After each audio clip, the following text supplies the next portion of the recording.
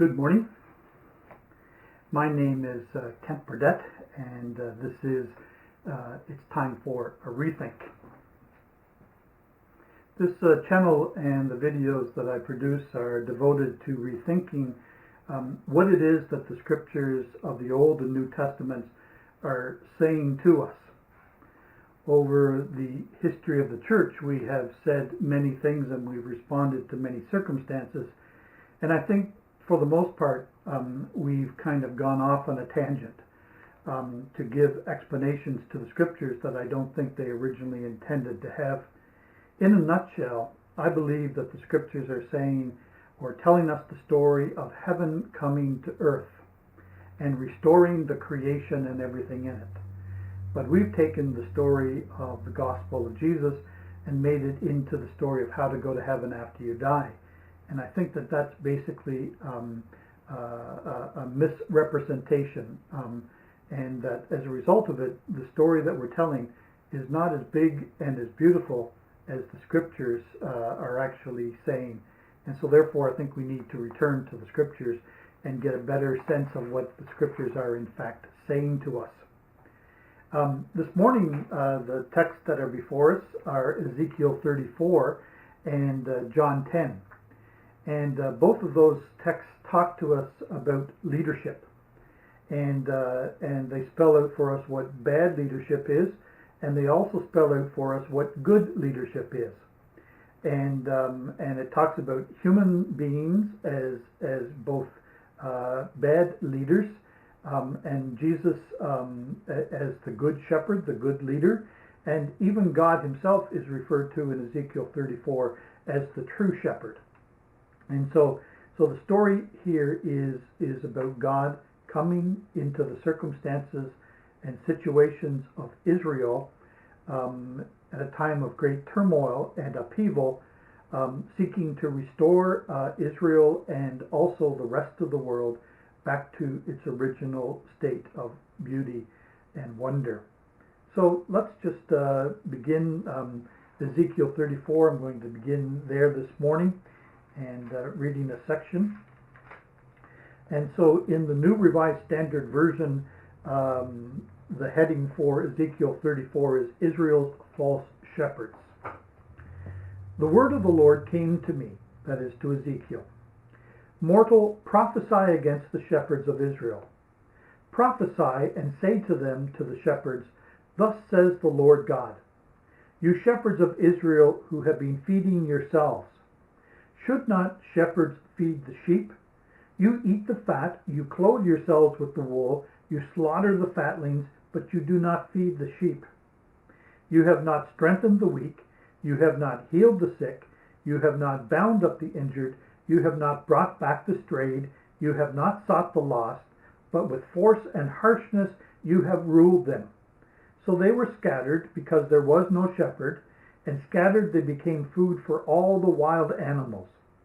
My sheep were scattered, they wandered over all the mountains and on every high hill. My sheep were scattered over all the face of the earth, with no one to search or seek for them. Reading to the end of verse 6.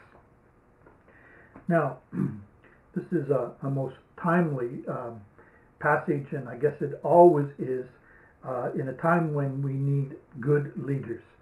And we suffer greatly from having bad leaders, but we also benefit greatly from having good leaders. And the primary quality of the bad leaders in this time of the history of Israel, around 587 BC, was that they didn't properly lead their people, and as a result of this, God brought punishment upon Israel and upon its leaders, and the people were sent into exile in Babylon. So the purpose of leadership is not to feed yourself. The purpose of leadership is to feed the people, to take care of the people. And so the leaders in Israel are accused of seeking first their own personal advantage and their own personal self-interest and not looking after their people. And as a result, the people were in disarray, they were scattered, and they were made vulnerable.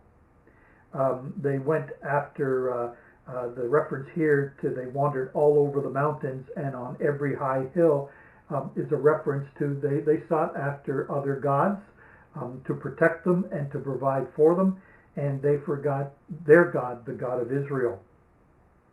And so basically, leadership then has been and always will be a matter of laying down your life for the sheep.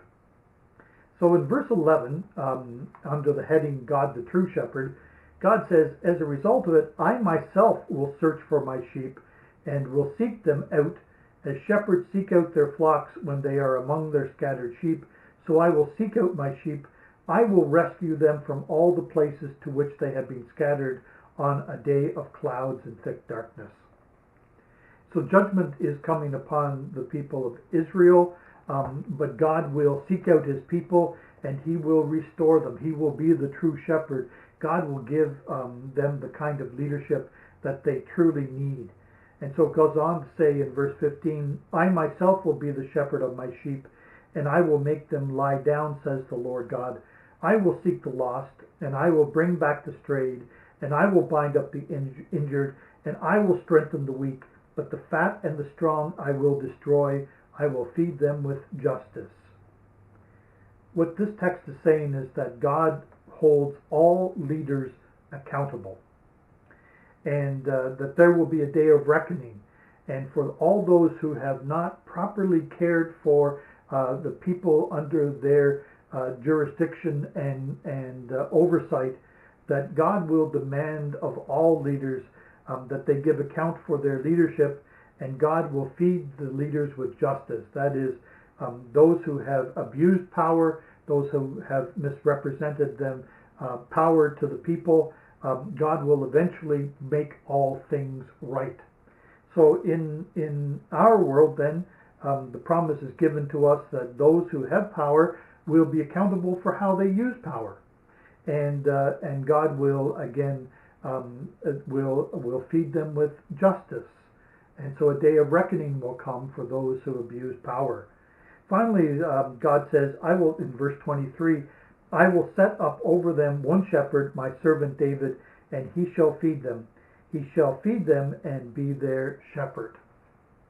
So as we turn this morning to John 10, what we come to realize is that Jesus is both God, present in the life of the people of Israel as the true shepherd. So Jesus is God who has returned to Israel, to his people. God in Jesus is seeking the lost.